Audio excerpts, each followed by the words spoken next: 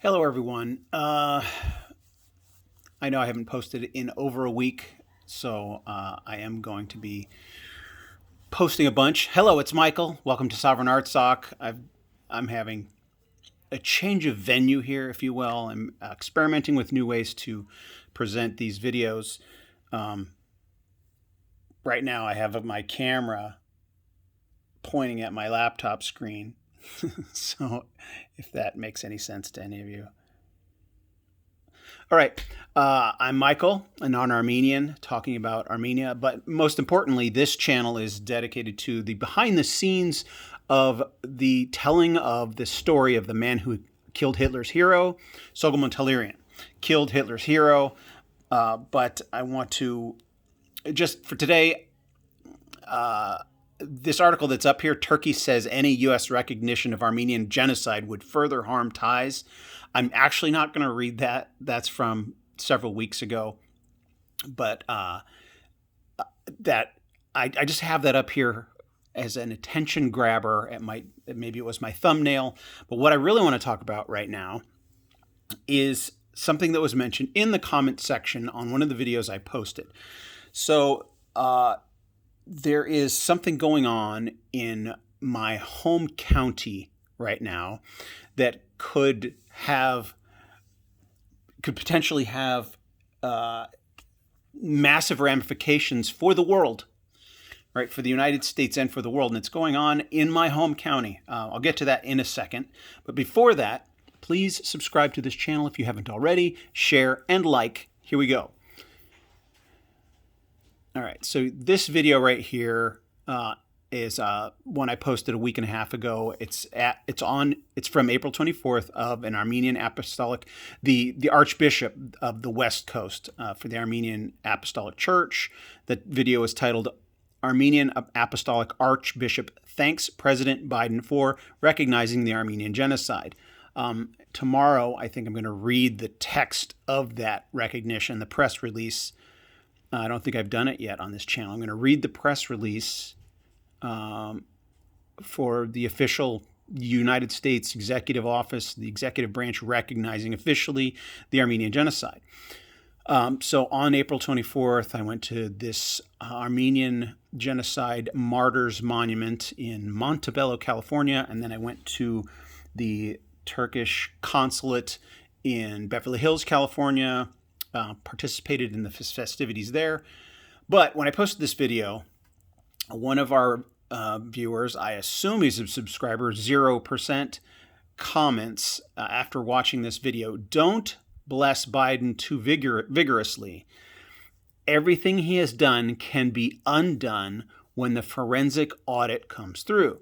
Now, many of you probably don't read the comments at all. And many of you who did read this comment may have had no idea what he's talking about. So that's what I'm going to elucidate here in this video. Now, what does this mean? What forensic audit? So I mentioned, I'll get back to my responses here, but let me kind of mention what he's talking about. There's a forensic audit going on in Maricopa County, Arizona. Phoenix, Arizona is my hometown, so I was born in Phoenix. I only lived there for the first 4 years of my life, but I hail from Maricopa County, Arizona, Phoenix, Arizona specifically, and so it's kind of interesting that this county is doing something right now that could, if it goes the way the auditors or those behind this audit hope it goes, it could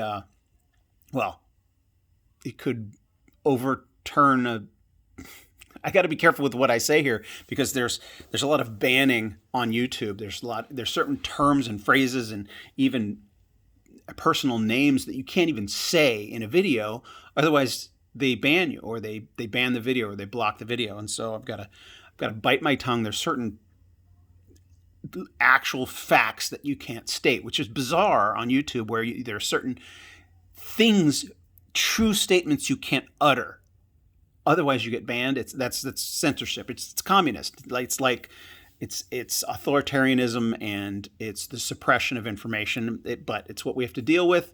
Those of us who know what's going on or try to pay attention to things that are going on, you're stifled. So now this audit is what I'm 99% certain that 0% was referring to, the forensic audit. All right, so what he's insinuating is that when the audit is done, it could undo the results of the November, the major choosing of our leaders. Like, can I even say the word election? Right? It's like I'd be censored if I mention the word election. The way the United States chooses our leaders, the one that just passed about 6 months ago, that could be reversed. Right, that's what he's insinuating, that this audit could ultimately reverse that. How is that possible? Right? How would it be possible for a forensic audit? But the real question here: would it be possible for a forensic audit to reverse the ultimate outcome at the top of the ticket? I'll elucidate, or I'll expound upon that here in a second. But what he's saying is, if that happens, like if the audit ultimately results in that, not that it will, but if the audit results in that outcome, ultimately, that everything that the current president has done could potentially be reversed. Now, I would say that's a long shot, the long shot of everything being reversed, right? Every single thing that he does being reversed, that's a long shot, even more of a long shot than the president being replaced, right? That the results having been reversed. And the reason I say that is even things that President Trump put into practice, or executive orders, or things that he enacted, can't be automatically reversed. There's laws, there's certain things that are a part of these actions that prevent it from being reversed, or if it goes into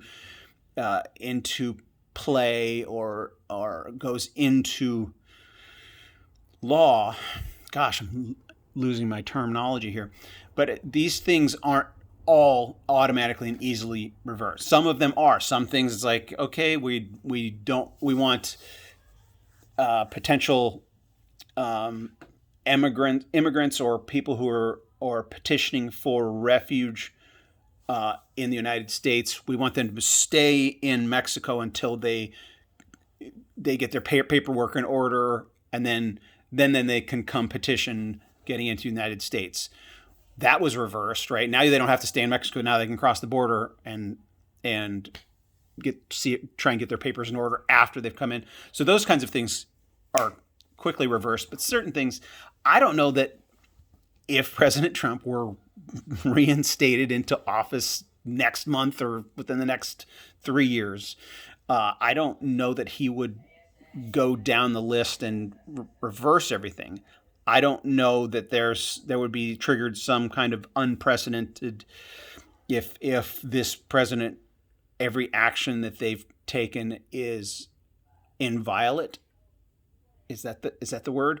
That it automatically didn't count, and it's unprecedented for this kind of thing to happen. Again, I don't know that it's going to happen, but the fear is that the president of the United States, Joe Biden, recognized the Armenian Genocide. Would that be reversed if this audit resulted in the reversal of the results? I don't know. Now, let me just read my comments here and then go talk a little bit more about Maricopa County and what's going on. So here was my initial response, and it's kind of a pessimistic response. Let me read 0% first. Don't bless Biden too vigorously. Everything he has done can be undone when the forensic audit comes through. Even in my first response, even if the audit reveals malfeasance on a scale that will reverse the results, it's only one county in one state. It would take probably a year or more for other states to follow their lead. Then it would probably take another year to get to the Supreme Court. And even if it got that far, and if they ruled in favor of the challenger, it's unprecedented and highly speculative if the court would dare undoing overturning the results of a presidential election. And then he responds, assume the Americans knew it was rigged and have a lower burden of proof. Okay, that's optimistic, but I'm saying knowing it was rigged doesn't translate to justice being served. In other words, those who, if it were rigged, those who rigged it obviously knew they rigged it, and those who suspect on the other side that it was rigged have very strong suspicions, and this audit could prove it out. But that doesn't automatically equate to justice being served. Even judges these days are political animals, and getting it before the right judge, is always a trick, right? A judge could say, well, I can rule any way I want and find some loophole and say, even though you may have found enough evidence to overturn things, it's so unprecedented it would disrupt our nation too much to reverse it now, or whatever. I mean, a judge can say whatever they want, and then it would have to be appealed to a higher court, and that all takes time. And that's kind of what I'm pointing at. Knowing it was rigged doesn't automatically translate to justice being served. If it was rigged by people in power, the same people who have been in power for decades. Such things rarely turn around quickly, if ever.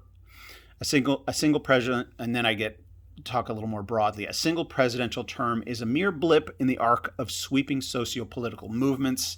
So that it's not off topic. It's just taking the discussion slightly in a different direction, as if the movement that's happening is not limited to this one election.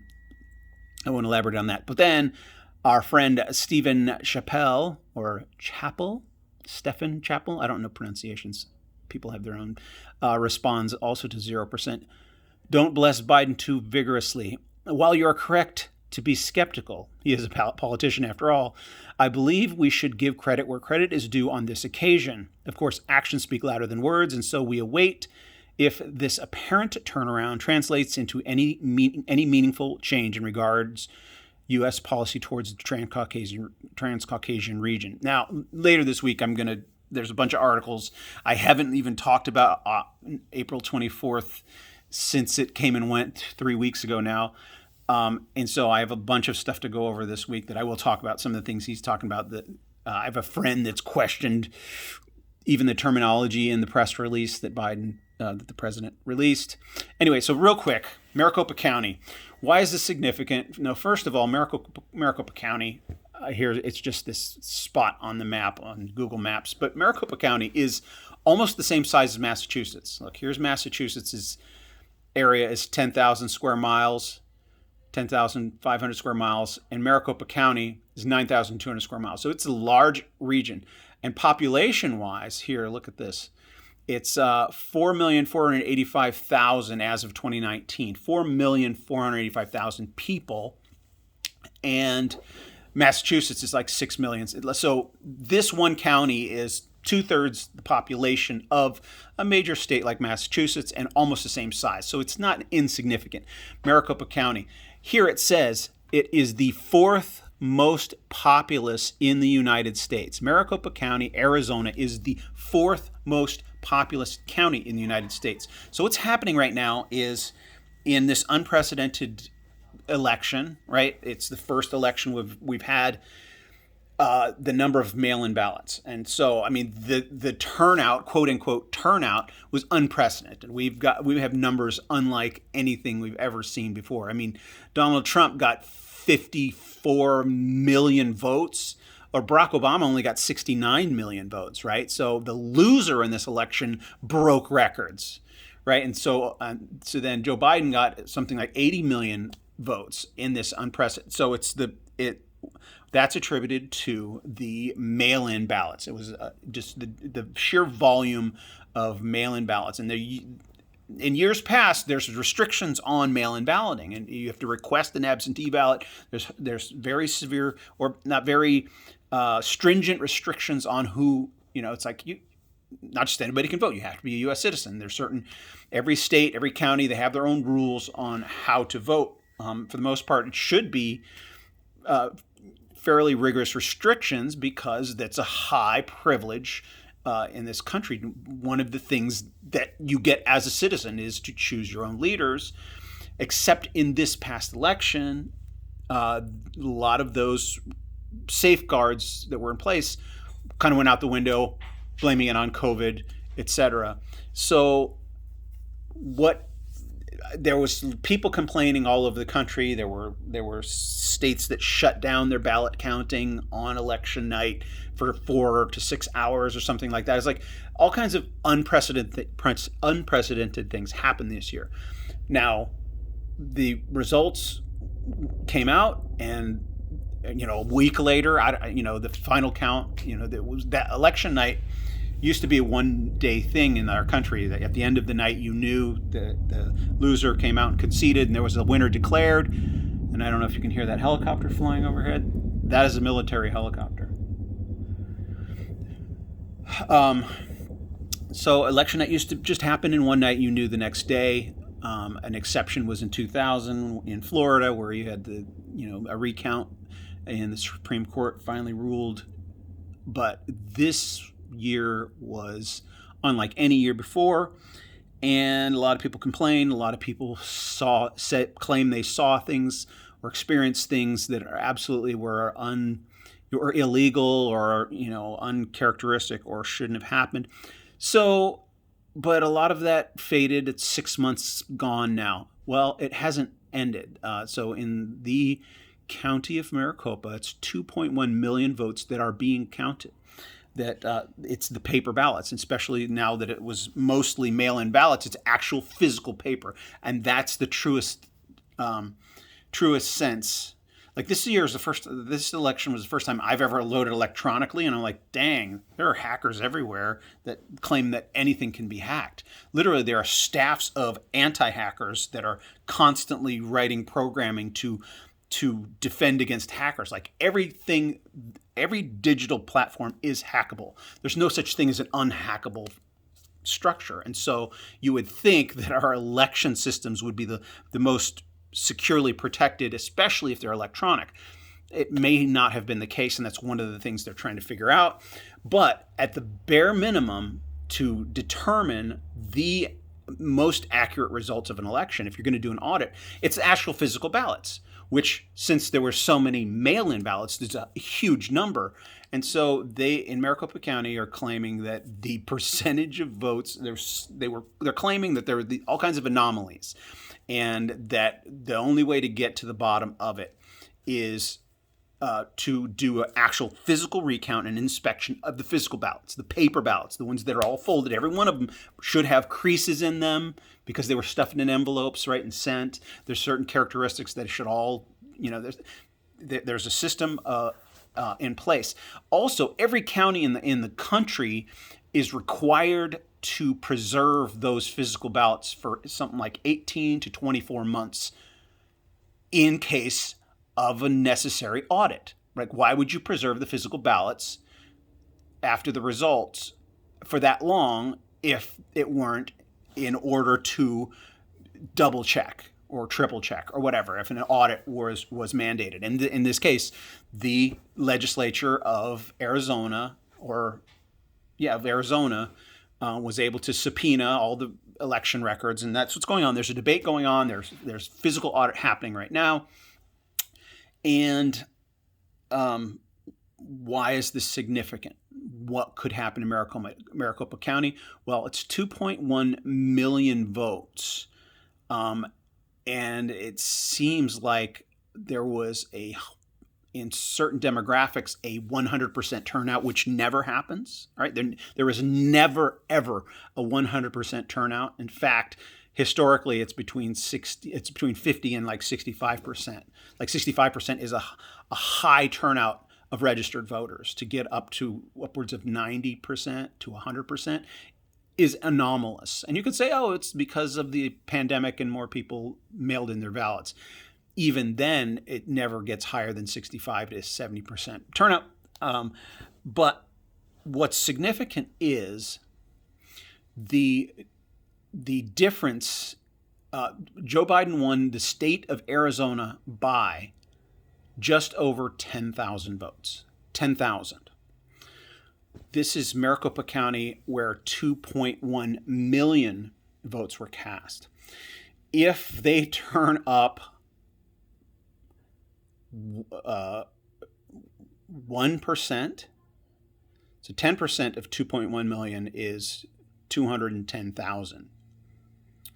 1% would be 21,000, right? If they turn up 1% of illegal votes out of 2.1 million, and just over half of them were, well, if they turn out 1% illegal votes for Biden, then the whole state either does a re-audit or a re-election or reverses the result, right? Like if the forensic audit determines that there were 11,000 false votes for Biden, like 11,000, 1%.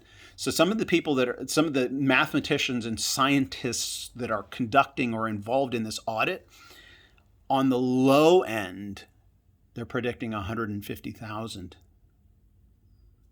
150 on the low end, they're predicting 150,000 false votes. Those are the people that are obviously biased in one side, wanting it to be overturned. All right, so you can is that biased? But these seem to be some mathematicians and scientists and statisticians and programmers, people that deal with these kinds of probabilities and numbers. And that's the low end, 150,000. The high end is like 900,000. Almost half of the votes being illegitimate. All right, that's it. So this is kind of long. It's definitely a long video, but those of you interested, I'm just filling you in on what the heck's going on in my home county, Maricopa County, Arizona. I don't live there now, obviously, but so subscribe and share, and I will see you guys next time.